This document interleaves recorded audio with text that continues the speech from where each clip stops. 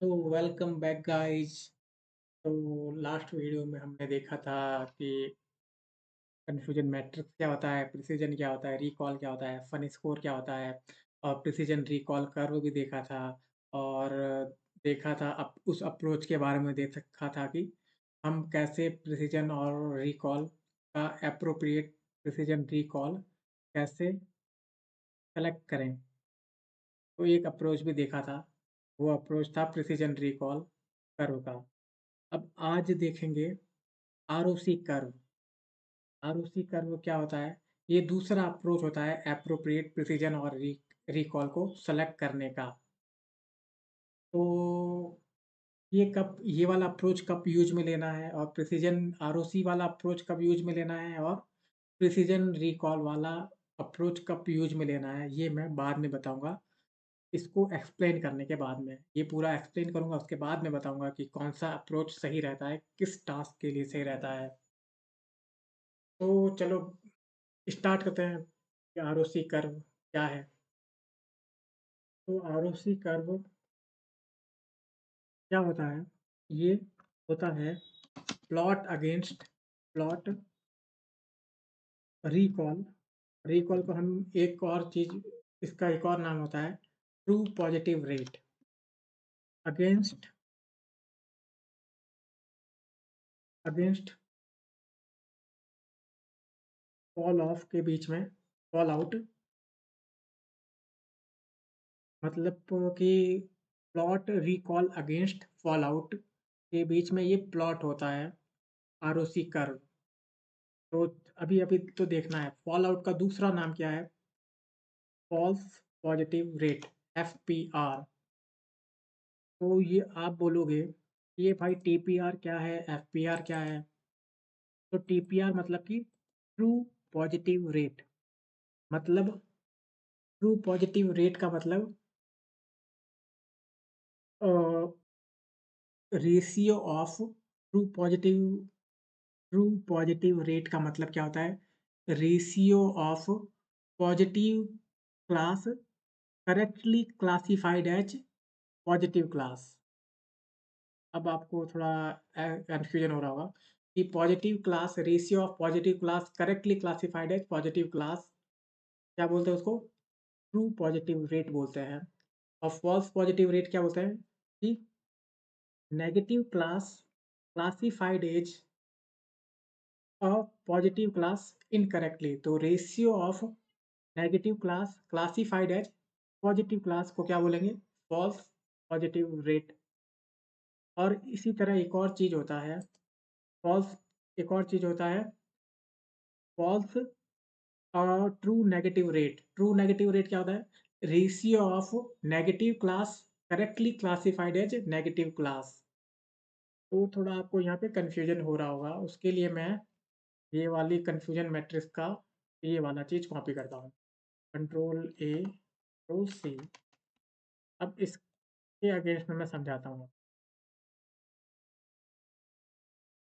इसके अगेंस्ट में मैं आपको true positive rate, false positive rate ये सब एक्सप्लेन करता हूँ। तो ट्रू पॉजिटिव रेट ये क्या है?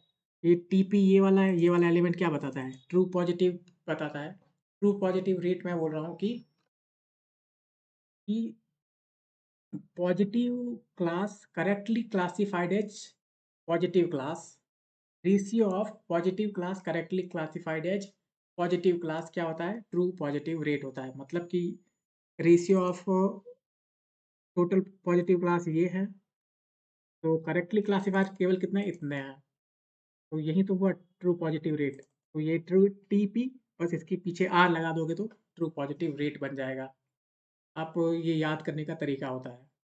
फॉल्स पॉजिटिव रेट, ये रहा फॉल्स पॉजिटिव रेट। उसमें क्या होता है कि नेगेटिव क्लास, ये जो नेगेटिव क्लास है, total negative class incorrectly classified as positive class का रेशियो।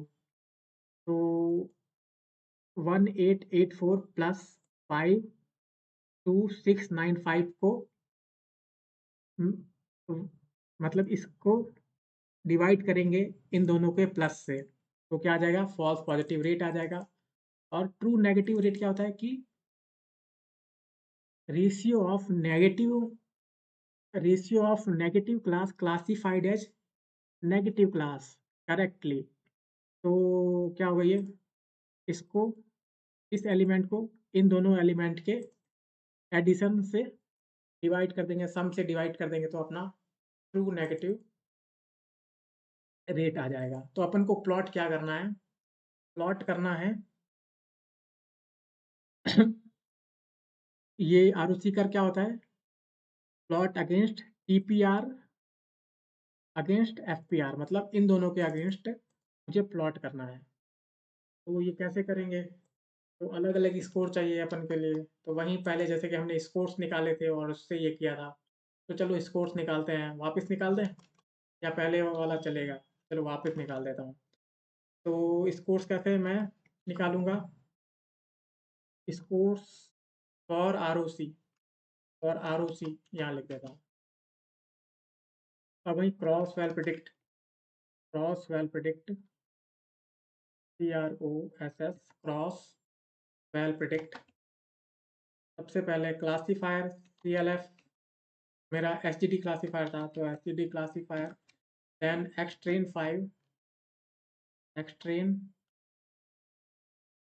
एक्सट्रेन 5 मैंने बनाया कब था यार, ये भी चेक करना। एक्सट्रेन 5 बनाया था क्या,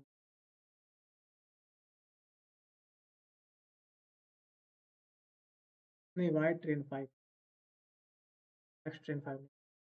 चलो X train, then Y train 5, then how many fold we want, 3 fold I want। अब अपन को अगर ऐसा कैसा छोड़ देगा तो ये प्रिडिक्शन दे देगा, लेकिन अपन को प्रिडिक्शन नहीं चाहिए, स्कोर्स चाहिए। तो method is equal to score लिख दो, method is equal to decision function, DCISION decision function, FUNCTION decision function. तो अब ये देख भी लेते हैं, वाई स्कोर्स ROC चेक भी कर लेंगे। अब ये थोड़ा टाइम लेगा, उससे उसके बाद अपन को क्या करना है, इंपोर्ट करना है ROC कर फ्रॉम sklearn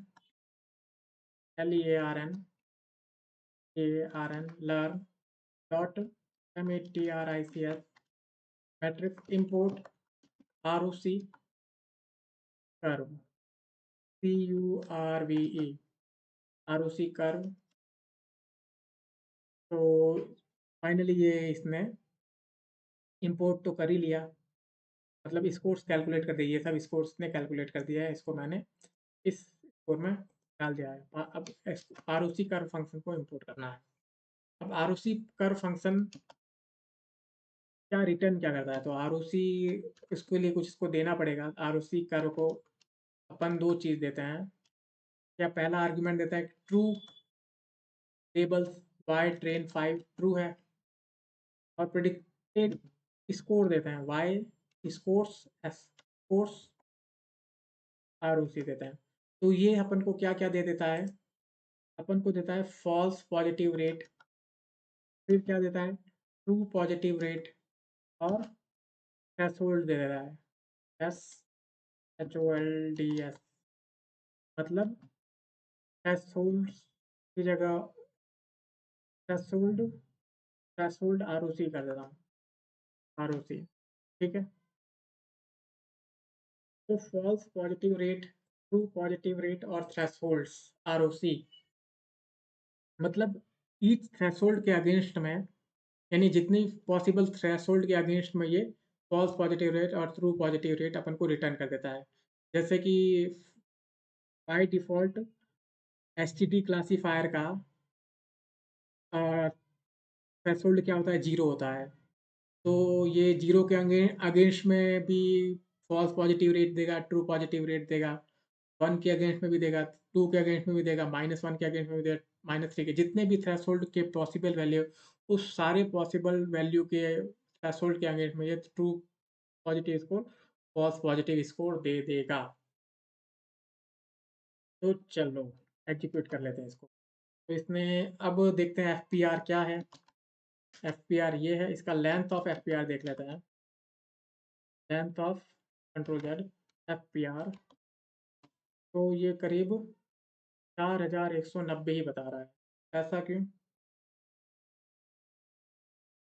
कोई नहीं भाई। और लेंथ ऑफ TPR देखते हैं। TPR 4190 और थ्रेशोल्ड का लेंथ देख लें, length of threshold, THRAS threshold, threshold for ROC। तो इस केस में आप देख सकते हो कि तीनों सेम है, लेकिन प्रिसीजन रिकॉल वाले केस में थ्रेशोल्ड की वैल्यू एक कम थी, है ना? अगर पिछला वीडियो आपने देखा होगा तो आपको पता लग रहा होगा। और अपन को यहाँ से ये भी पता लग रहा है कि फॉल्स FPR जो है पहले 0 है, 0 है, 0, 0 और ये धीरे-धीरे ये बढ़ रहा है 9, 6, 3, 7, 8, तो धीरे-धीरे बढ़ के ये 1 हो चुका है, मतलब कि ये असेंडिंग ऑर्डर में है। और देख लेते हैं कि TPR किस ऑर्डर में है, TPR किस ऑर्डर में है, TPR किस ऑर्डर में है। TPR अपन को लग रहा है ये 0 है, फिर नेगेटिव में देख लेते हैं, अभी मुझे इससे कुछ पता ही नहीं लग रहा है। TPR का पहले 0वां एलिमेंट देखते हैं, 0 है। TPR का लास्टवां एलिमेंट देखते हैं, तो 1 है, तो ये भी लग असेंडिंग ऑर्डर में ही है।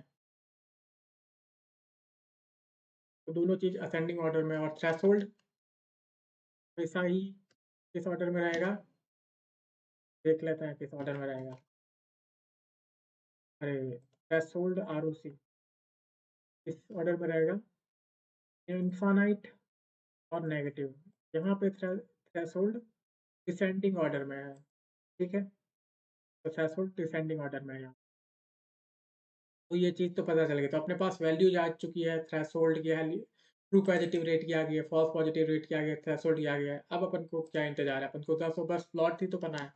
तो PLT डॉट प्लॉट करो, प्लॉट क्या प्लॉट करना है हमको, ट्रू पॉजिटिव रेट और ट्रू पॉजिटिव रेट को against false positive rate. We need to recall, क्या ये ROC कर्व क्या होता है, प्लॉट रिकॉल मतलब true positive rate against false positive rate, तो वही प्लॉट मैं यहाँ कर रहा हूँ, ट्रू पॉजिटिव रेट और फॉल्स पॉजिटिव रेट कि मैं प्लॉट करूँगा। तो यहाँ पे ऐसा कुछ कर्व आ रहा है, ऐसा कर्व आना चाहिए। अब इसको ऐसे करते हैं, false positive rate against true positive rate, तो ये ऐसा है, हाँ। ट्रू पॉजिटिव रेट को हमको y एक्सिस में रखना है, अपन को ट्रू पॉजिटिव रेट को f, ट्रू पॉजिटिव रेट, ये मैंने डेफिनेशन क्या लिखी है यहाँ पे, plot true positive rate against FPR, तो अपन ने प्लॉट किया है इस ट्रू पॉजिटिव रेट को FPR के अगेंस्ट में मैंने प्लॉट किया है। तो इसको कुछ ब्यूटीफाई कर देते हैं, PLT डॉट एक्स लेबल क्या है, label X label, X label क्या है, एक्स लेबल है F false positive rate FPR। FPR को क्या एक और नाम होता है fall out, FALLOUT, fall out नाम दे देता हूँ, और इसको ऐसे करके FPR लिख देता हूँ, फॉल्स पॉजिटिव रेट, ठीक है। और ऐसे ही PLT डॉट वाई लेबल क्या होता है, वाई लेबल क्या होता है तो वाई लेबल होता है ट्रू पॉजिटिव रेट है, ट्रू पॉजिटिव रेट मतलब रिकॉल, रिकॉल, और इसको कॉलर लगा के ट्रू पॉजिटिव रेट TPR भी लिख देता हूँ, और इसमें थोड़ा ग्रिड भी लगा देता हूँ, PLT डॉट PRID ग्रिड, और PLT डॉट पिक पैरामीटर्स,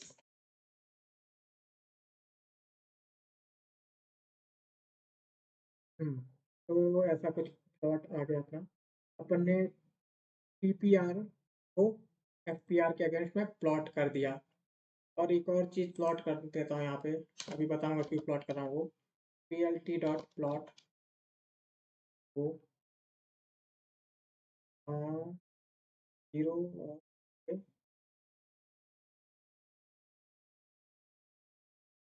0,1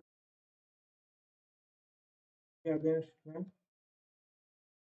0 पे 0,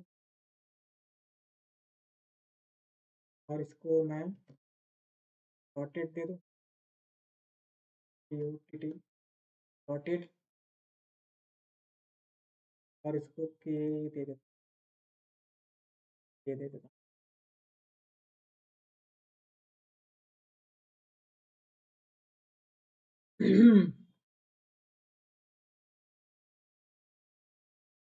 कॉमा नहीं लगा है यहाँ पे।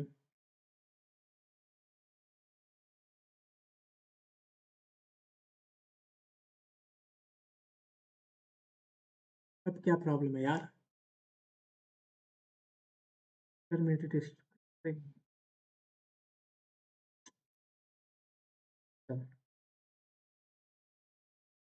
तो इसने कुछ ऐसा कर्व दे दिया, और इसने डॉटेड क्यों नहीं रखा यहाँ पे?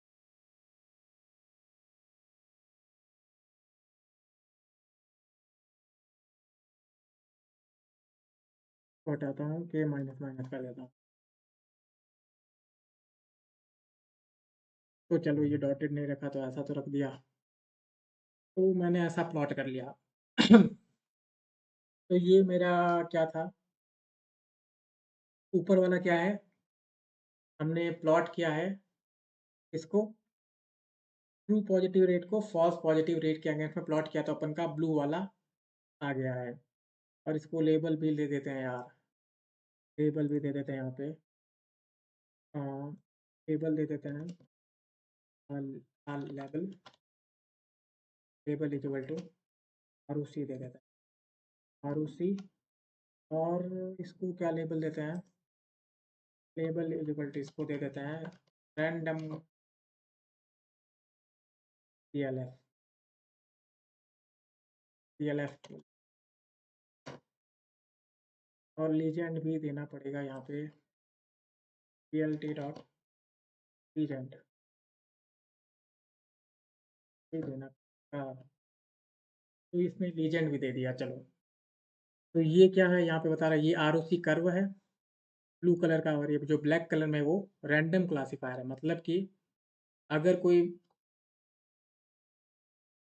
क्लासीफायर बिल्कुल रैंडम बिहेव कर रहा है, मतलब वो ऐसा परफॉर्म कर रहा है कि रैंडम गैस कर रहा है, कुछ ज़्यादा कुछ नहीं कर रहा है, जैसे हम रैंडम गैस करते हैं वो भी वैसा ही परफॉर्म कर रहा है कि रैंडम गैस जैसा परफॉर्म कर रहा है।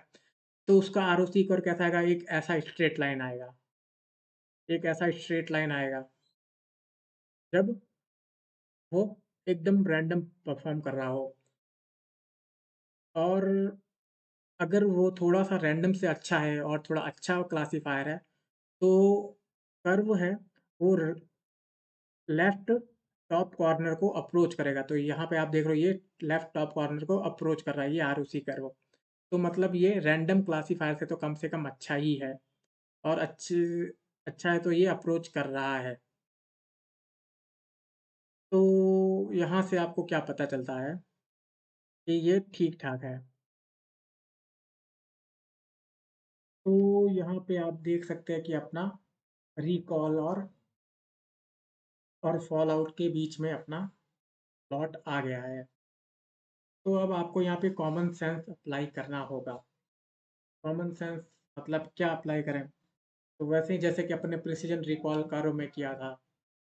तो यहाँ आप देख रहे हो कि जब मेरी वैल्यू, रिकॉल की वैल्यू करीब 0.9 के आसपास है, अगर मैं 0.9 से आगे बढ़ाता हूँ वैल्यू को, प्रिसिजन की वैल्यू को 0.9 से आसपास बढ़ाता हूँ, उससे थोड़े और बढ़ाता हूँ, रिकॉल की वैल्यू 0.9 से थोड़ा और बढ़ाता हूँ, तब क्या होगा? मेरे फॉल्स पॉजिटिव रेट की वैल्यू बहुत ज़्यादा तेज़ी से बढ़ने लग जाएगी। मैं अगर या इसके बाद 0.9 के बाद 0.9 के बाद 2.2 बढ़ाता हूँ, 0.2 वैल्यू बढ़ाता हूँ, 0.9 से 0.8, 0.9 से 0.92 करता हूँ, तो फ़ॉल्स पॉज़िटिव रेट की वैल्यू करीब यहाँ से लेके यहाँ तक बढ़ जाती है, मतलब कि 30% वैल्यू बढ़ जाती है। मैं 2% वैल्यू बढ़ा रहा हूँ रिकॉल की, लेकिन फ़ॉल्स पॉज़िटिव रेट 30% बढ़ रहा हूँ। 3% बढ़ा रहा हूँ तो 50% बढ़ रहा है।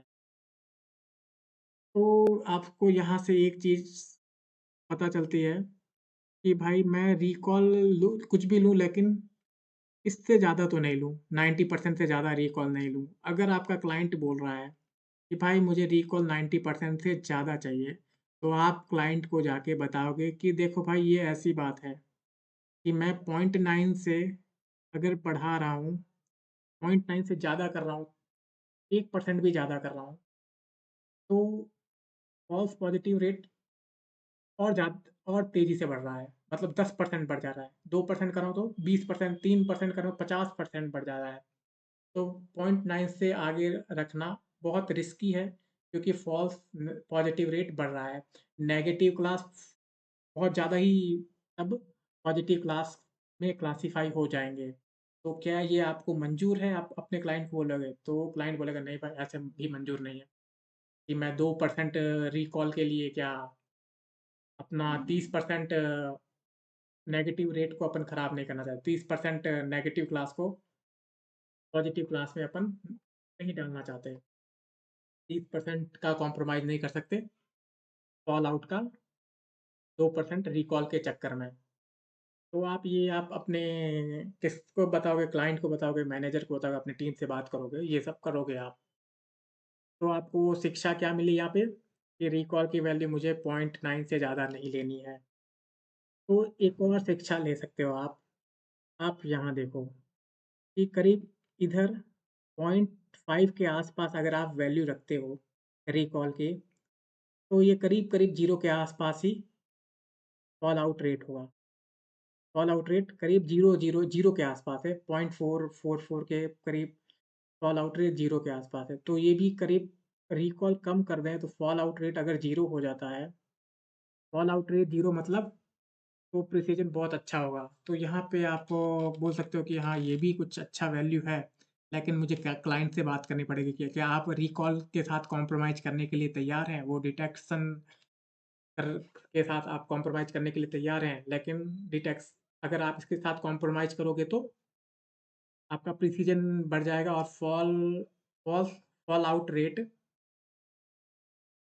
फॉल आउट जो होगा, फॉल आउट रेशियो होगा या फॉल्स पॉज़िटिव रेट होगा, वो करीब 0 के आस-पास होगा। तो ये भी अच्छी ही बात है। तो मैं यहाँ से 2-2 शिक्षा मिली मुझे। पहली शिक्षा क्या मिली? पहली शिक्षा मिली मुझे कि मैं 0.9 से कुछ भी हो जाए आगे नहीं रखूँगा। अगर क्लाइंट गोली मार रहा है तब तो रखना ही पड़ेगा। अगर और मेरे पास एक और शिक्षा मिली कि मैं 0.4 के आस-पास 0.4345 रख रहा हूँ ना, तो तब भी अच्छा ही है, क्योंकि फ़ॉल्स पॉज़िटिव रेट 0 के आस-पास है। तो ये भी ठीक है। तब तो 2 शिक्षा मिल चुकी है, अब क्या करना है? तो अगर आपका टास्क है कि मुझे प्रिसिज़न चाहिए 90%, रिकॉल से ज़्यादा मतलब नहीं है और प्रिसिज़न 90% चाहिए, रिकॉल कुछ भी हो, तो आप देखोगे कि रिकॉल की वैल्यू 0.9 से कम तो नहीं है, 0.9 से कम है तब तो चलेगा, लेकिन 0.9 से ज़्यादा तब नहीं चलेगा। प्रिसिज़न 90% के लिए 0.9 से कम है तो चलेगा। आपने 2 शिक्षा मिली है, उन शिक्षा के हिसाब से मैं बोल रहा हूँ। 0.9 से कम है तो चलेगा और उससे ज़्यादा है तो नहीं चलेगा। अगर अगर ऐसा हो रहा है, रिकॉल 0.9 से ज़्यादा हो रहा है, तब अपन क्लाइंट से बात करेंगे कि ये ऐसे-ऐसी बात है। तो अभी के लिए मेरा टास्क है कि 90% मुझे प्रिसिज़न चाहिए। P इज़ इक्वल टू 90% चाहिए, 90% चाहिए, है ना? तो इसके लिए मैं क्या करूँगा?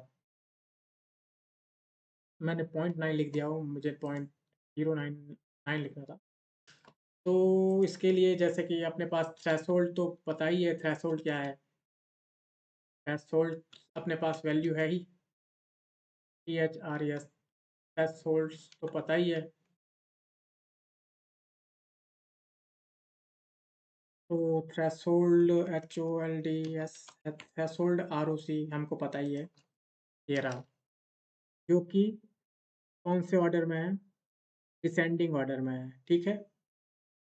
और अपन को प्रिसिजन 9.9 के लिए, अपना प्रिसिजन 0.9 के लिए लास्ट वीडियो में हमने थ्रेशोल्ड निकाल रखा था। क्या था वो थ्रेशोल्ड? देख लेते हैं। लास्ट वीडियो में हमने यहाँ देखा था। Y pred final precision score, ये रहा। वाई प्रेड फॉर 85, चलो 85 मान लें, या 90 का ही देखते हैं, चलो 90 बोल रहा हूँ तो मैं चेंज नहीं करूँ। थ्रेशोल्ड 90 कहाँ है? अच्छा, तो ये थ्रेशोल्ड फॉर P90 मैंने लास्ट वीडियो में निकाल लिया था कि अगर थ्रेशोल्ड इतना होगा तो प्रिसिजन प्रिसिजन 90% के पास रहता है। तो ये मैं कॉपी कर लेता हूँ। ये थ्रेशोल्ड मैंने कॉपी कर लिया, ये जो कि इसमें स्टोर है। तो ये एक वैल्यू अपने पास थ्रेशोल्ड की वैल्यू पड़ी है और एक इसकी वैल्यू पड़ी है। तो अब मुझे क्या निकालना है? अब मुझे ये कहाँ मिलेगा?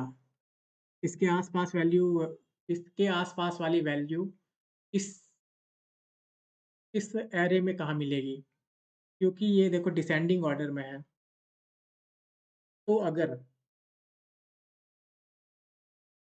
अगर मैं इसको ऐसे कर लिख दूं कि थ्रेशोल्ड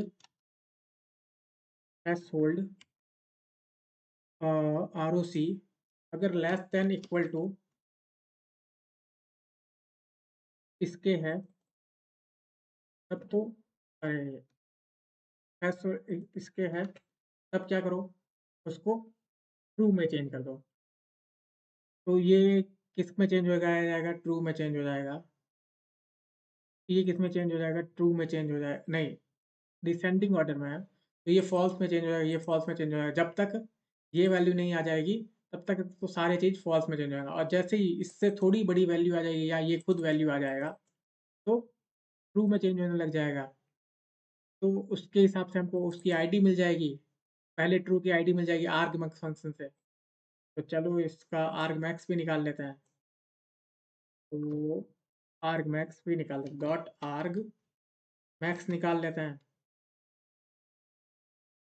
और आर्ग मैक्स कितना है? 492, 492। और इसको मैं स्टोर कर देता हूँ THRESHOLD, थ्रेशोल्ड, थ्रेशोल्ड ROC में स्टोर कर देता हूँ। ठीक है, ये थ्रेशोल्ड ROC में मैंने स्टोर कर दिया, और इसको थ्रेशोल्ड ROC लिख भी देता हूँ। थ्रेशोल्ड ROC ये 492। अब इस इंडेक्स के अगेंस्ट में मुझे क्या चाहिए? फॉल्स पॉजिटिव रेट देख लेता हूँ क्या है। False positive rate against this, against ROC, ये कॉपी और ये पेस्ट। तो ये है करीब 0.005 है। और ट्रू पॉजिटिव रेट क्या है? ट्रू पॉजिटिव रेट क्या है? 48 के करीब है। तो चलो ये प्लॉट भी कर लेता है ना, तो ये प्लॉट भी कर लेते हैं, इसमें प्लॉट कर देते हैं, वो पॉइंट बना लेते हैं जहाँ 90 डिग्री प्रिसीजन है। तो PLT डॉट प्लॉट यहाँ करते हैं, PLT डॉट प्लॉट, या तो PLT डॉट प्लॉट या स्कैटर, क्योंकि एक ही तो पॉइंट है। तो ये वाला पॉइंट है, ये वाला पॉइंट, तो इसको FPR 90 लिख देते हैं। FPR फॉर 90 में स्टोर करते हैं, P90, फॉर P90 मतलब false positive rate where when precision is 90, ये है। और ट्रू पॉजिटिव रेट इसको TPR व्हेन फॉर P90 को इसमें स्टोर कर देता है। और इसको एग्जीक्यूट मैंने किया नहीं, तो दोनों को एग्जीक्यूट भी कर लेते हैं। अब FPR फॉर 90 इसको, नहीं पहले ये होगा, नहीं पहले यही होगा, ये अगेंस्ट इसको ही तो प्लॉट करना है। तो पहला क्या होगा? डॉट FPR फॉर 90, उसके बाद TPR_, और टैब दबाओगे तो अपने आप आ जाएगा। और इसका कलर को जाने दो क्योंकि एक ही पॉइंट तो है। तो एंटर कर देते हैं। तो इसने प्लॉट क्यों नहीं किया? हाँ, तो इसको लिस्ट में तो डालो, लिस्ट में डालो। एक ही पॉइंट तो है, एक पॉइंट को प्रिंट। क्यों भाई, क्यों नहीं प्रिंट कर रहे हो तुम?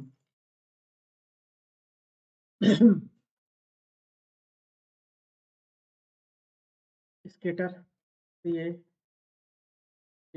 यार स्कैटर, तो स्कैटर से आता है। चलो, स्कैटर से ये आपको क्या पता चल रहा है कि ये वैल्यू प्रिसीजन अगर 90 है तो एफपीआर और टीपीआर की वैल्यू करीब यहाँ पे रहती है। तो प्रिसीजन 90 वाला पॉइंट ये है। तो प्रिसीजन 90 वाले पॉइंट पे हमको क्या मिल रहा है कि रिकॉल तो करीब 4 के करीब है, 4.44 के करीब है। और ऑल आउट कितना है, करीब 0 के करीब है। तो आप बोल सकते हो यार ठीक है, ये तो बहुत ही बढ़िया है।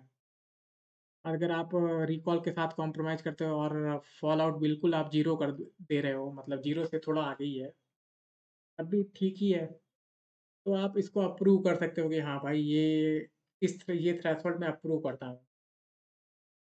और आप ये क्लाइंट को बोलोगे देखो ये ऐसा है कि 90% वाला भी आपका अप्रूव हो जाएगा, क्योंकि टीपीआर कम है, कोई बात नहीं कॉम्प्रोमाइज़ करेंगे, लेकिन अगर मैं इसके कारण ये भी चीज़ हो रही है कि एफपीआर भी बहुत कम हो रहा है। तो यहाँ पे एक और ट्रेड ऑफ की बात हो गई। कौन सी ट्रेड ऑफ है? एक तो टीपीआर और एफपीआर का trade off, recall fall out trade off. मतलब आप अगर ट्रेड ऑफ को अगर हाई रखना चाहोगे या रिकॉल को हाई रखना चाहोगे तो फॉल आउट भी हाई होगा। देखिए, रिकॉल अपन अगर अगर आप हाई रखना चाहोगे तो आपका फॉल्स पॉजिटिव रेट भी हाई होगा। मतलब कि आप डिटेक्ट करवाना चाह रहे हो किसी क्लास को एक्सटेंसिवली, मतलब कि फोर्सली आप चाहते हो कि ये तो डिटेक्ट होना ही चाहिए। अब उस केस में क्या होगा कि जो नेगेटिव क्लास है ना, वो भी है ना पॉजिटिव क्लास में क्लासीफाई होने लग जाएगा। तो ये ग्राफ यही बताता है, यही ट्रेड ऑफ है। तो मतलब कि टीपीआर बढ़ रहा है तो एफपीआर बढ़ रहा है। तो दो ट्रेड ऑफ के बारे में मैंने पिछले वीडियो और आज की वीडियो में बात कर ली, टोटल दो ट्रेड ऑफ के बारे में। प्रिसीजन रिकॉल ट्रेड ऑफ के बारे में बात कर ली, और टीपीआर और एफपीआर के ट्रेड ऑफ के बारे में मैंने बात कर ली। तो अपना मैंने, क्योंकि यहाँ पे प्रिसीजन का पॉइंट मिला, 90 प्रिसीजन का पॉइंट यहाँ पे मिला, और ये ओके है। और आप बता के बोल सकते कि हाँ ओके है, चलो कोई बात नहीं, तब तो सही है। तो मैं इसको अप्रूव करता हूँ। ठीक, ये अप्रूव है, ये थ्रेशोल्ड मेरे लिए अप्रोप्रिएट है। तो चलो मैंने अप्रूव कर दिया है। अप्रूव, मेरा ये जो थ्रेशोल्ड है अप्रूव्ड हो गया। मैं मार्क डाउन में डाल देता हूँ। Approved, approved threshold, approved H R या थ्रेशोल्ड। मार्क डाउन में आप सब कुछ डालते जाओगे, मैं इसमें डाल नहीं रहा हूँ क्योंकि मेरा टाइम लग जाएगा, लेकिन आपको डालना है। प्रैक्टिस करनी है तो मार्क डाउन की प्रैक्टिस भी बहुत इंपॉर्टेंट होती है। मार्क डाउन में एक एक चीज़ आपको जो जो लर्निंग मिल रही है वो मार्क डाउन में डालते जाओ। तो अप्रूव थ्रेशोल्ड ये, तो ये मैंने डाल दिया। तो चलो दोनों अप्रोच देख लिया। एक तो ये वाला अप्रोच था, आरओसी कर्व वाला अप्रोच था, और एक कौन सा अप्रोच था, प्रिसीजन रिकॉल कर्व वाला अप्रोच था। अब इसमें एक और चीज़ रही आरओसी कर्व वाले अप्रोच में, कि क्लासीफायर कौन सा अच्छा होगा। तो ये एरिया अंडर द कर्व, इसके अंडर जो एरिया होगा, ये आरओसी कर्व है, इसके अंडर का एरिया अगर बड़ा होगा, ये बड़ा होगा, ज़्यादा होगा, तब वो अच्छा क्लासीफायर है। अच्छा, बहुत अच्छा क्लासीफायर, परफेक्ट क्लासीफायर कहाँ अप्रोच करता है? इस लेफ्ट कॉर्नर को अप्रोच करेगा। तो लेफ्ट कॉर्नर को बिल्कुल ही अप्रोच कर लेगा तो उसका एरिया क्या होगा? Area under the curve ROC का क्या होगा? ये एक है और ये एक है। लेंथ और विड्थ कितनी है? 1 इंटू 1 1। तो परफेक्ट क्लासीफायर का आरओसी कर्व का एरिया अंडर कर्व क्या होगा? 1 होगा। और ये जो मैं डॉट डैश लाइन है, डैश डैश डैश लाइन है, ये अगर रैंडम क्लासिफ़ायर है, मतलब वो रैंडम गैस से अच्छा परफ़ॉर्म नहीं करता है। रैंडम क्लासिफ़ायर मतलब वो रैंडम गैस से ज़्यादा अच्छा परफ़ॉर्म नहीं करता है, रैंडमली गैस कर रहा है। जैसे आप गैस करते हो, ऐसे ही बिना कुछ जाने-पहचाने बस गैस कर रहा है। रैंडम गैस से अच्छा अगर वो मॉडल नहीं है, तो उसका आरओसी करो, एक ऐसा सीधा-सीधा एक लाइन आएगा, स्ट्रेट लाइन आएगा। तो इसका ROC area under the curve क्या होगा इसका 1/2। तो रैंडम क्लासिफायर का एरिया अंडर कर्व क्या होगा 1/2 और परफेक्ट क्लासिफायर का एरिया अंडर कर्व क्या होगा आरओसी का 1 होगा। तो area under the curve find करने के लिए एक फंक्शन भी देता है अपना, कौन देता है स्केलर। तो वो फंक्शन क्या है, तो इसको इंपोर्ट कर लेते हैं from scaler scaler dot matrix. Import क्या करना है, R O C A U C score. A U C मतलब ऑस्ट्रेलिया नहीं है, एरिया अंडर कर्व है। चलो A U C R O C A U C score अपना ले लेते हैं, R O C A U C score. तो क्या पास करना है हमें, हमको वही जो वाई ट्रू और स्कोर्स पास करना है, वाई ट्रेन 5 और हमको स्कोर पास करना है y scores scores R O C. तो ये पास करेंगे तो अपने पास एरिया अंडर करवा गया है जो कि 95% है। 95% है, तो यार बहुत ज़्यादा है ये तो। आप बोलेंगे यार ये बहुत सही, बहुत खतरनाक है।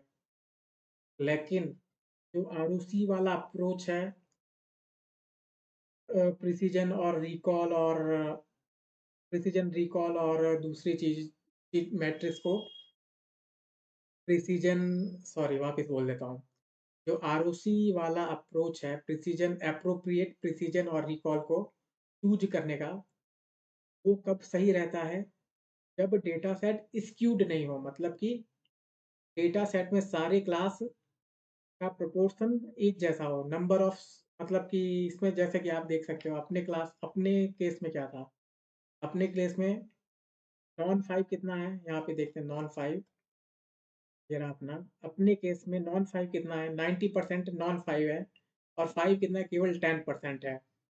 ट्रू कितना है, केवल 10% है और बाकी चीज कितना है 90%। तो इस केस में क्या होगा, इस केस में होगा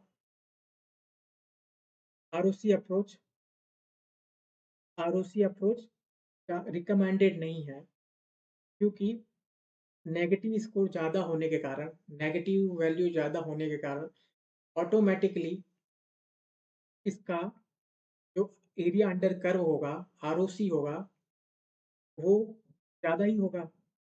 आप एक बार सोच के देखना, नेगेटिव ज़्यादा है तो एफपीएस क्या होगा, एरिया कैसा निकल रहा है और उसके एरिया अंडर कर्व में क्या-क्या प्रॉपर्टीज़ है। तो उस हिसाब से अ, जो एरिया अंडर कर्व होगा आरओसी का वो ज़्यादा होगा अगर डेटा सेट स्क्यूड होगा।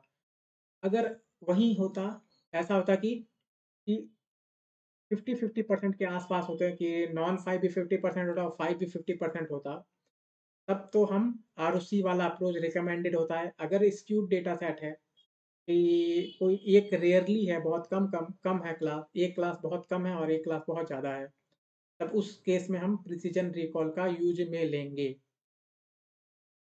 तो आई थिंक आपको समझ में आ गया होगा। और क्यों यूज़ में लेंगे ये मैं मशीन लर्निंग के प्लेलिस्ट में कवर करूँगा, क्योंकि ये प्रोजेक्ट का प्लेलिस्ट है, तो इसमें क्यों कवर करूँ मैं? प्रोजेक्ट की प्लेलिस्ट में सारे टॉपिक भी कवर करने लग जाऊँगा तो प्रोजेक्ट भी कहाँ होगा? तो मैं जो इम्पोर्टेंट चीज़ है वो तो मैं बता ही रहा हूँ, और जो बोल रहा हूँ कि जो कि मतलब कि मेमोराइज़ करने वाली चीज़ है, कि मेमोराइज़ मतलब रटने वाली चीज़ है, वो रट लो। अभी के लिए रट लो अगर समझ में नहीं आ रही। नहीं तो आप मशीन लर्निंग की प्लेलिस्ट मैं चालू करने वाला हूँ नेक्स्ट वीक से। उसमें से आपको पूरा एक्सप्लेन करूँगा कि ऐसा क्यों नहीं। ईच केस को एक्सप्लेन किया जाएगा। इसमें स्किप कर रहा हूँ मैं।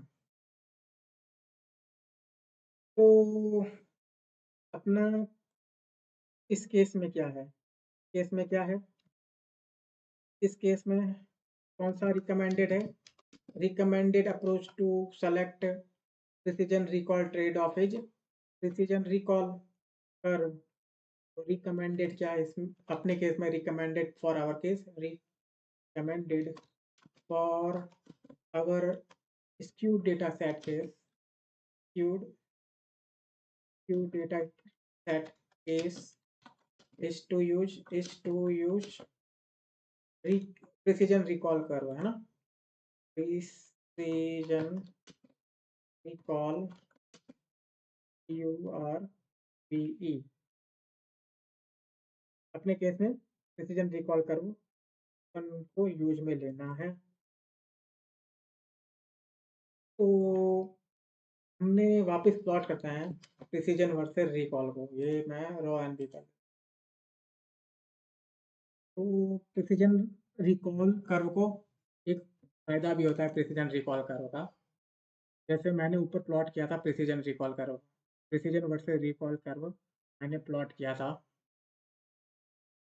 तो रिकॉल्स ऑफ प्रिसिजन ये वापस मैं प्लॉट नीचे भी कर लेता हूँ। ये लास्ट केस में, लास्ट वीडियो में किया था।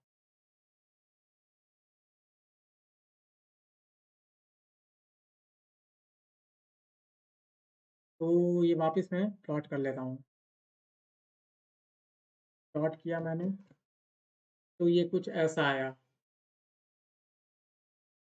तो यहाँ से हमको एक चीज़ और पता चलती है कि अगर ये precision recall curve right top corner को अप्रोच नहीं कर रहा है, तो there are scope of improvement in our model. मतलब कि अभी इसमें इम्प्रूव हम कर सकते हैं, मॉडल में थोड़ा इम्प्रूवमेंट हो, और ये थोड़ा इसमें चांसेस है कि ये अपना कर्व टॉप राइट को अप्रोच कर ले, तब अपना ज़्यादा अच्छा रहेगा अपना क्लासिफायर। लेकिन ये थोड़ा अप्रोच इतना ज़्यादा भी नहीं कर पा रहा है। तो अब इसके लिए मैं ये क्या करता हूँ, एक रैंडम फॉरेस्ट क्लास से इसको ट्रेन करता हूँ। रैंडम फॉरेस्ट क्लास के लिए मैं प्रिसिजन रिकॉल कर्व प्लॉट करूँगा और उसमें देखूँगा कि क्या होता है। उसके लिए फ्रॉम sklearn डॉट ensemble मतलब group of random forest import random forest classifier. Random forest classifier क्या होता है कि बहुत सारे ट्री होते हैं उसमें, और उनमें बहुत सारे ट्री को आपस में बोलते हैं कि भाई तुम्हारे डिसीजन क्या है, तुम्हारा डिसीजन क्या है। सारे डिसीजन को लेके उससे एक नया डिसीजन बनाते हैं, या वोटिंग यूज में ले लेते हैं कि जिसके सबसे ज़्यादा वोट वो क्लास इसका। इंसेंबल मेथड में पढ़ाऊँगा अभी, मशीन लर्निंग के प्लेलिस्ट में ही पढ़ाऊँगा, कोई बात नहीं। तो ये तो हो गया। हुँ। From sklearn dot ensemble random forest classifier। तो R&D forest FST is equal to random forest classifier, random state is equal to 42 कर देता हूँ, ठीक है। और R&D FST को मैं फिट भी कर देता हूँ, R&D FST dot fit xtrain and ytrain 5 ytrain 5 कहाँ है भाई? वाई बहुत सारे ले गए। ytrain 5 चलो, अब इसको मैं ट्रेन करता हूँ। ये बहुत टाइम लेगा क्योंकि थोड़ा रैंडम फॉरेस्ट कॉम्प्लेक्स मॉडल है, तो ये टाइम ज़्यादा लेगा ही लेगा। तो लेने दो इसको टाइम, तब तक मैं वॉच कर लेता हूँ और क्या। तो फाइनली कुछ टाइम बाद ये, इतना टाइम भी नहीं लिया, ये ट्रेन हो गया है। ट्रेन हो गया है, तो अब क्या करना है मुझे? अब मुझे प्रिसिजन, अपन को क्या करना था, प्रिसिजन रिकॉल कर्व प्लॉट करना था। तो कैसे प्लॉट करेंगे? उसके लिए हमें क्या चाहिए, स्कोर्स चाहिए। तो स्कोर्स कैसे पता लगेगा? तो R&D FST dot decision, decision function है क्या? तो यहाँ डिसीजन फंक्शन नहीं है, तो हाँ नहीं होता है। Random forest classifier random forest के लिए डिसीजन फंक्शन नहीं होता है। किसी इंस्टेंस का वो स्कोर नहीं देता है। एक्चुअली स्कोर कंप्यूट भी नहीं करता है। क्यों नहीं कंप्यूट करता है? ये इसकी वर्किंग के हिसाब से ये कंप्यूट नहीं करता है, लेकिन इसके पास एक मेथड होता है, प्रेडिक्ट प्रोबा मेथड, जिससे वो ईच इंस्टेंस की प्रोबेबिलिटी दे देता है ईच क्लास के अकॉर्डिंग। तो देखते हैं, पहले कुछ बोलते हैं कि पहले दो मॉड्यूल का प्रेडिक्ट प्रवाह निकाल के दो। तो ये क्या बता रहा है? ये बोल रहा है कि ये कैसा यूज कर लिया तुमने। प्रेडिक्ट प्रवाह क्या देता है? Estimated probability of each classes of for each instances, है ना, ये देता है। तो ये अपने पास दो क्लासेस थी, इसने 0.02 दिया और 0.98 दिया। मतलब कि नेगेटिव क्लास के लिए बोला कि पहला जो नेगेटिव क्लास है, नेगेटिव क्लास के लिए की प्रोबेबिलिटी क्या थी? पहले इंस्टेंस की नेगेटिव क्लास की प्रोबेबिलिटी की 2% चांस है कि ये नेगेटिव हो सकता है, लेकिन 98% चांस है कि ये पॉजिटिव हो सकता है। और दूसरे इंस्टेंस के लिए बोला कि ये 99% चांस है कि ये क्या हो सकता है, ये नेगेटिव हो सकता है, और 1% चांस है कि ये पॉजिटिव हो सकता है। तो क्या हम पॉजिटिव क्लास के लिए इन दोनों जो राइट वाला स्कोर है, उनको मैं स्कोर्स की तरह ट्रीट कर सकता हूँ? हाँ, तो ट्रीट तो कर ही सकता हूँ। तो लेकिन यहाँ पे एक चीज़ नोट करने वाली बात है, ये चीज़ एक्चुअल प्रोबेबिलिटी नहीं है। ये चीज़ एक्चुअल प्रोबेबिलिटी नहीं है, आपको रट लेना है। क्यों नहीं है वो मैं प्लेलिस्ट में ही कवर करूँगा। लेकिन नहीं है, आपको बस पता रहनी चाहिए। वो चीज़ एक्चुअल प्रोबेबिलिटी नहीं है। ये एक्चुअल प्रोबेबिलिटी है क्या? नहीं है ये एक्चुअल प्रोबेबिलिटी। ये है एस्टिमेटेड प्रोबेबिलिटी। यहाँ पे आप देख रहे हो कि 0.2 इन दोनों को जोड़ोगे तो 1 आ रहा है प्रोबेबिलिटी। ये सिर्फ एस्टिमेटेड प्रोबेबिलिटी है, ना कि एक्चुअल प्रोबेबिलिटी है। और for being a class of this instance, ऐसा कुछ। तो ये रट लो कि भाई ये नहीं है, एक्चुअल प्रोबेबिलिटी नहीं है। लेकिन हम यहाँ पे ट्रीट कर रहे हैं कि ये जो स्कोर आ रहे हैं ना, राइट साइड वाले, वो मेरे स्कोर्स होंगे। तो क्या हम रैंडम फॉरेस्ट और प्रिडिक्ट प्रोबा डायरेक्ट अप्लाई कर दें क्या? प्रिडिक्ट प्रोबा अप्लाई कर दें डायरेक्ट ही? तो नहीं, ऐसा नहीं करना है हमको। प्रिडिक्ट प्रोबा रैंडम फॉरेस्ट से नहीं, हमको आउट ऑफ सैंपल स्कोर निकालना है। तो आउट ऑफ सैंपल स्कोर कैसे निकालते हैं? हम क्रॉस वेल प्रिडिक्ट से निकाल ही सकते हैं। क्रॉस वेल प्रिडिक्ट हमको क्या डालना है? पहला तो रैंडम फॉरेस्ट डालना है, रैंडम एफएसटी डालना है, random forest classifier, then X क्या है, एक्स ट्रेन डालना है, फिर वाई डालना है, वाई ट्रेन 5, वाई ट्रेन 5 डालना है। फिर हमको कितना फोल्ड चाहिए, सी वी इक्वल टू 3 या 4 या 5, कितना फोल्ड वो डालना है। अब मुझे प्रिडिक्शन तो नहीं चाहिए, कोई क्लास का प्रिडिक्शन थोड़ी चाहिए, मुझे तो स्कोर चाहिए। तो यहाँ मेथड में आप क्या डाल दो, क्योंकि मुझे प्रिडिक्ट प्रोबा से मिल रहा है, यहाँ पे प्रिडिक्ट प्रोबा से मुझे स्कोर मिल रहा है। आप यहाँ पे चेक कर सकते हैं। तो प्रिडिक्ट प्रोबा से हमको मिल रहा है स्कोर, कुछ मिल रहे हैं, और इसी स्कोर को तो मैं ट्रीट करना चाहता हूँ रियल स्कोर की तरह। प्रॉब्ली कुछ तो कुछ ना तो स्कोर तो दे ही रहा है। तो यहाँ पे क्या डालेंगे? हम प्रिडिक्ट प्रोबा डाल देंगे, predict PICT predict proba, proba, ठीक है। और इसको स्टोर कर देंगे किसमें? Y scores, SCORES scores, Y scores R&D में, रैंडम फॉरेस्ट में, ठीक है। और वाई स्कोर R&D यहाँ रख देते हैं, ठीक है। और ये भी अब थोड़ा टाइम लेगा, क्योंकि अब थ्री फोल्ड के साथ ये ट्रेनिंग करेगा, टेस्टिंग करेगा, और आउट ऑफ सैंपल प्रिडिक्शंस देगा, प्रिडिक्शंस के स्कोर्स देगा। तो टाइम लगेगा करीब 2 गुना पिछले ट्रेनिंग से। तो चलो यार, करते हैं, करने दो इसको।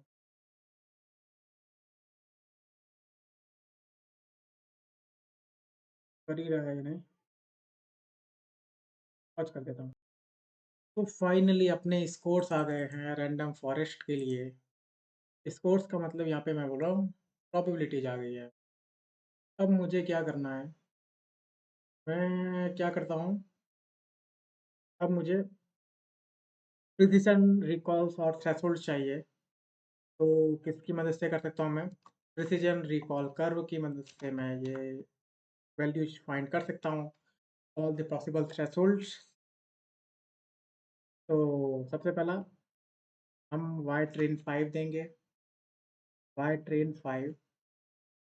तो वाई ट्रेन 5 है कहाँ, बहुत सारी चीज़ें बना दी है। तो वाई ट्रेन 5, देन हम क्या देंगे, स्कोर्स देंगे, y scores R N D दे देते हैं। और इसको मैं ये तीन तीन चीज़ रिलेशन करेगा, precision, pre C I S I precision, R N D मतलब रैंडम फॉरेस्ट, और रिकॉल्स आर एन डी, और क्या देगा, थ्रेशोल्ड भी दे देगा, T H R E S H O L D, thresholds, threshold R N D.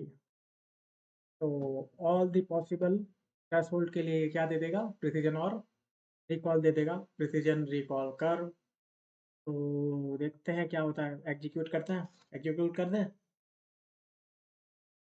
ये क्या हुआ भाई, हाँ। तो आपने देखा ये स्कोर क्या है, ये वाला स्कोर पूरा दे रहा है, लेकिन अपन को सिर्फ एक ही स्कोर तो चाहिए। तो यहाँ पे आर एन डी स्कोर पूरा नहीं देना अपन को, खाली सारे रोज चाहिए, लेकिन केवल और केवल फर्स्ट कॉलम चाहिए, मतलब ये वाला चाहिए। 0.89 चाहिए, 0.101 चाहिए, 0.04 चाहिए, ये वाले नहीं चाहिए, 0 पॉइंट लेफ्ट वाले नहीं चाहिए, राइट वाले चाहिए। तो आप देखते हैं, तो इसने कंप्यूट कर लिया है। तो ना, अब डायरेक्ट मैं प्लॉट कर देता हूँ प्रिसीजन का और का।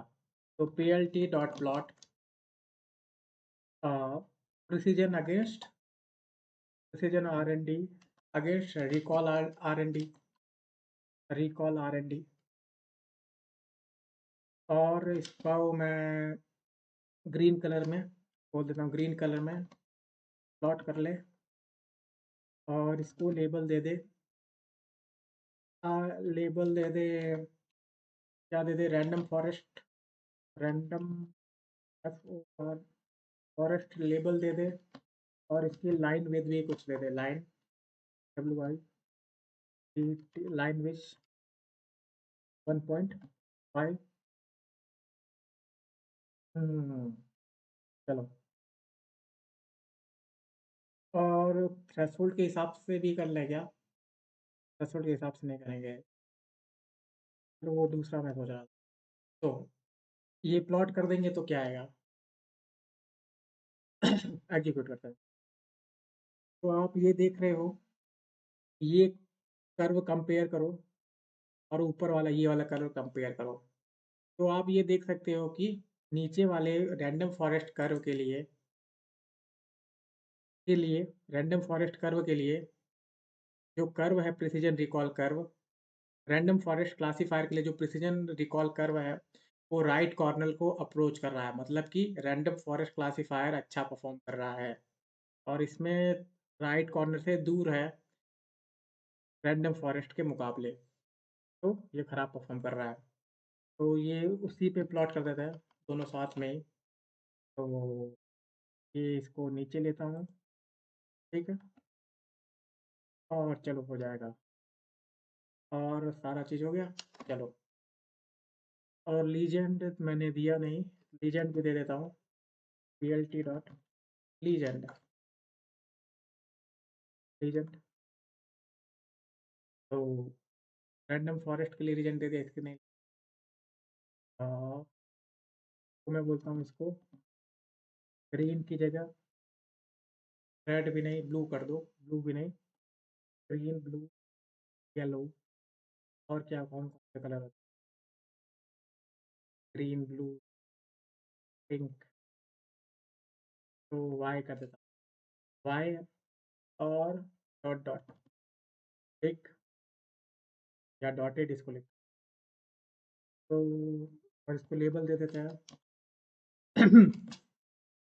H G D classifier H G D C L A classy F I E R classifier linear model का था और लाइन विद इसको भी दे देता है line with W I D T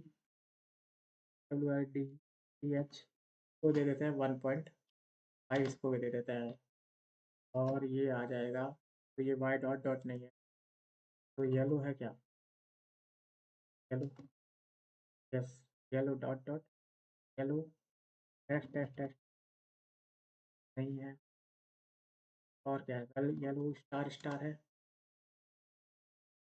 ये भी नहीं है बस पैटर्न देख रहा हूँ येलो ये है चलो ये डॉटेड आ गया ठीक है तो ये डॉटेड आ गया तो ये येलो वाला किसको बता रहा है एस जी डी क्लासीफायर वो राइट टॉप कॉर्नर को अप्रोच नहीं कर पा रहा है लेकिन रैंडम फॉरेस्ट बहुत अच्छी तरीके से अप्रोच कर पा रहा है वन और वन को तो देखते हैं इसका प्रिसीजन और का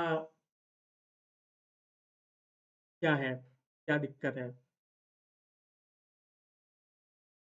हम्म तो हम यहाँ पे क्या कर सकते तो यार आप देख लेना बाकी चीज़ें तो जो सारी चीज़ें बता भी दी है तो आप इसमें हमको पता चलेगा कि रैंडम फॉरेस्ट ज़्यादा अच्छा है एसजीडी इतना अच्छा परफॉर्म नहीं कर रहा है तो कर्व ग्राफ से प्लॉट से हम क्या अपन को फाइंडिंग कुछ मिलेगी क्या तो कुछ फाइंडिंग यहाँ से मिल रही है तो मैं यहाँ प्रिसीजन रिकॉल को मैं करीब 70% रखता हूँ 70% तो मेरा प्रिसीजन भी 100% के करीब है 60% में तो पूरा बिल्कुल ही 100 है 40-50% में तो बिल्कुल ही 100% प्रिसीजन है तो अपने जो भी हो अपना जो टास्क है उसके हिसाब से आपको प्रिसीजन रिकॉल देख लेना है कि कौन सा रैम तो मैं आपको एक टास्क देता हूँ कि रैंडम फॉरेस्ट का जो मैंने किया है रैंडम फॉरेस्ट जो मैंने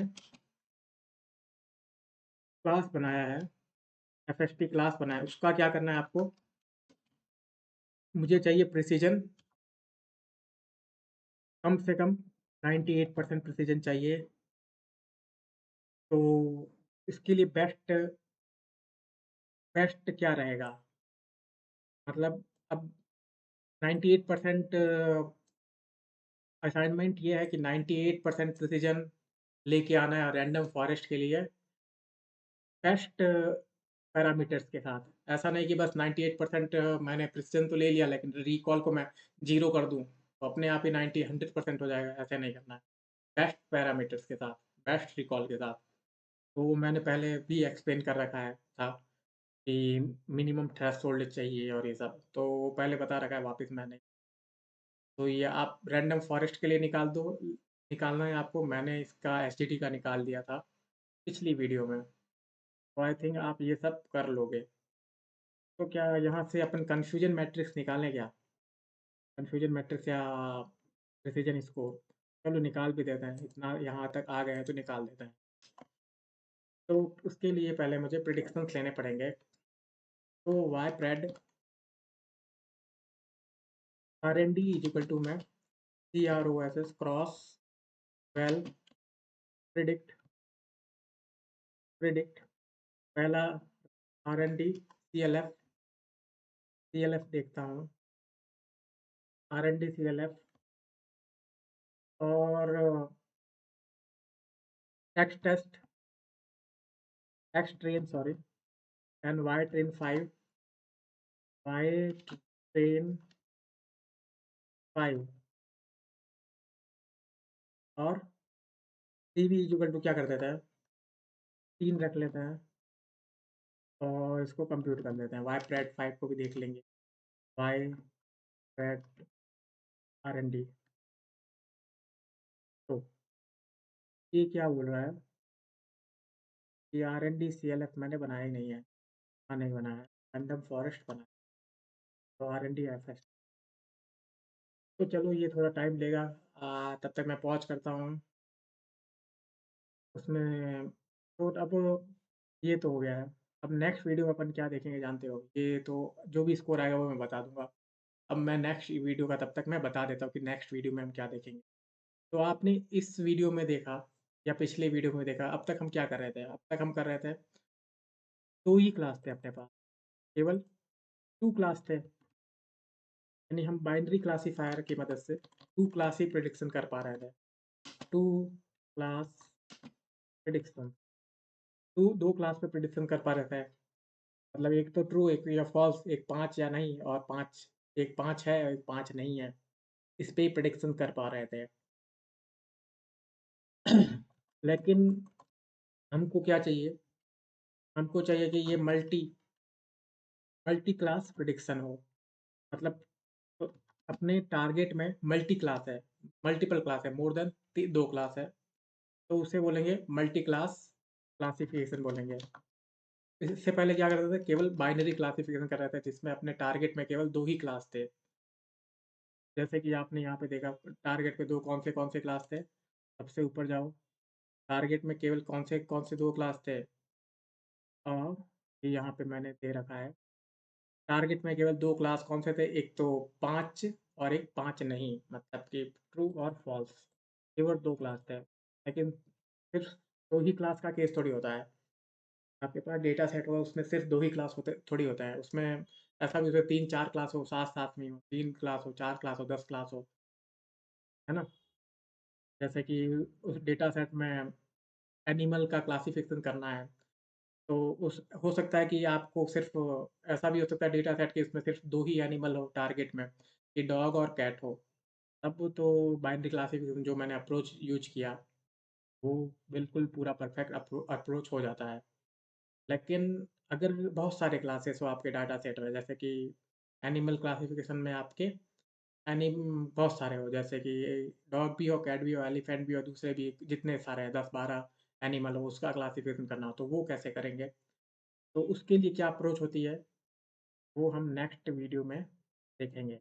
उसको क्या बोलते क्या हैं? उसे बोलते हैं मल्टी क्लास क्लासिफ़िकेशन बोलते हैं, इसको मार्क डाउन में कर देता हूँ। तो नेक्स्ट वीडियो में हम मल्टी क्लास क्लासिफ़िकेशन देखेंगे। तो यहाँ पे अपना फाइनली अपना प्रेडिक्शंस आ गया है रैंडम फॉरेस्ट के लिए। हम अब कन्फ्यूजन मैट्रिक्स फॉर आर-एन-डी निकाल सकते हैं।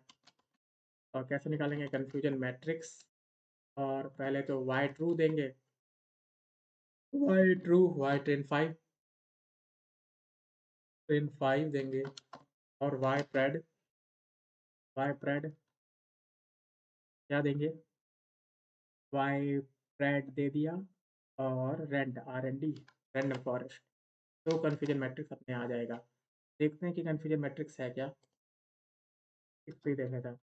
सी-एम आर-एन-डी देखते हैं। तो आप चेक कर सकते हो, बहुत बढ़िया स्कोर है। डायगोनल बड़े-बड़े हैं और ऑफ डायगोनल एलिमेंट छोटे-छोटे हैं। लेकिन यहाँ पे आप देख सकते हैं, लेकिन इस रिकॉल जो है वो थोड़ा कॉम्प्रोमाइज़्ड है, लेकिन प्रिसिजन तो बहुत ही अच्छा है। लगभग इसका 100 गुना है, मतलब करीब 99% प्रिसिजन के करीब होगा मेरे हिसाब। तो वो क्या कहते हैं, आर-एन-डी प्रिसिजन स्कोर चेक करने के लिए प्रिसिजन स्कोर चेक करने के लिए अ, यहीं ऊपर वाले 2 जो ही डालते हैं, ये डालना है मुझे। प्रिसिजन स्कोर क्या है इसका? रैंडम फॉरेस्ट का प्रिसिजन स्कोर क्या है? क्योंकि ये बहुत पावरफुल मॉडल 99%। रिकॉल स्कोर देख लेते हैं। तो देख ही लिया है तो रिकॉल देख लेते हैं। रिकॉल स्कोर देख लेते हैं। 86%, बहुत बढ़िया। F1 स्कोर देखते हैं। F1 स्कोर देखते हैं।